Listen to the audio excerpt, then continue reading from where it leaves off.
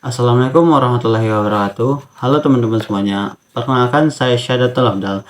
Saya adalah seorang mahasiswa Universitas Andalas, Departemen Administrasi Publik Angkatan 2022. Nah, tujuan kali ini saya membuat video ini yaitu untuk membahas mengenai sistem penerimaan peserta didik baru dengan sistem zonasi.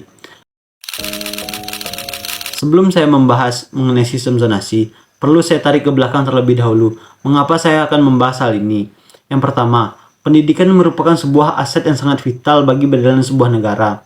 Pendidikan merupakan sebuah investasi jangka panjang bagi berjalannya sebuah negara. Karena dengan pendidikan dan sistem pendidikan yang baik dan ideal akan mewujudkan sebuah sumber daya manusia yang berkualitas untuk kepentingan negara. Namun perlu diingat, bagaimana jalannya pendidikan yang ada di Indonesia saat ini bukan hanya tanggung jawab pemerintah secara sepenuhnya. Terdapat peran kita sebagai masyarakat dan juga para stakeholder lain untuk bekerja sama dalam mengawasi bagaimana kebijakan-kebijakan yang telah dibuat oleh pemerintah agar dapat berjalan secara semestinya. Salah satu peran yang dapat saya lakukan yaitu dengan membuat video ini. Diharapkan video ini dapat didengar oleh pemerintah dan aspirasi saya dapat didengar oleh pemerintah agar dapat tercapainya sistem penerimaan peserta didik baru sesuai dengan semestinya. Sistem penerimaan peserta didik baru dengan sistem zonasi telah diluncurkan pada tahun 2017 yang lalu. Sejak saat pertama kali sistem ini diluncurkan, terdapat banyak pro kontra oleh publik. Nah, sebenarnya sistem ini merupakan sebuah langkah mulia yang telah diambil oleh pemerintah. Dengan adanya sistem ini, akan meningkatkan pemerataan akses pendidikan di setiap sekolah-sekolah yang ada di Indonesia. Selanjutnya, sistem ini juga akan menghilangkan gap-gap antara sekolah favorit dengan sekolah-sekolah biasa yang ada di Indonesia.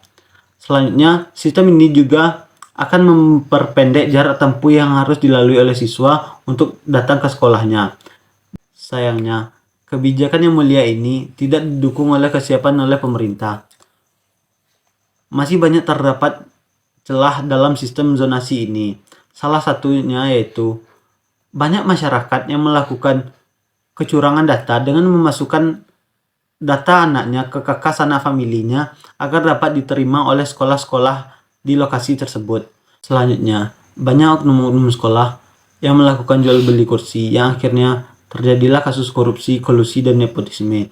Hal ini tentunya tidak sejalan dengan sistem pendidikan yang diinginkan oleh Indonesia.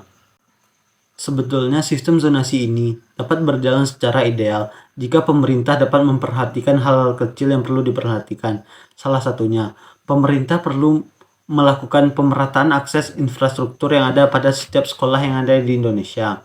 Dengan adanya pemerataan akses infrastruktur tersebut, tidak akan adanya kecurangan-kecurangan yang akan dilakukan oleh masyarakat agar dapat tembus pada sekolah-sekolah favorit atau gap-gap antara sekolah favorit dan sekolah biasa. Selain pemerataan infrastruktur yang ada di setiap sekolah, perlu juga peningkatan kualitas tenaga pendidik yang ada pada sekolah-sekolah yang ada di Indonesia.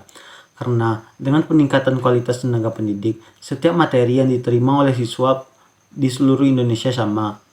Nah, dengan diwujudkannya dua hal tersebut, bukan tidak mungkin tujuan Indonesia untuk menjadi sebuah Indonesia emas tahun 2045 akan dapat berjalan sesuai dengan semestinya. Mungkin sekian video yang dapat saya sampaikan. Terlebih dan terkurang dalam video ini saya mohon maaf. Akhir kata saya sudahi dengan wabillahi taufiq wal hidayah. Wassalamualaikum warahmatullahi wabarakatuh.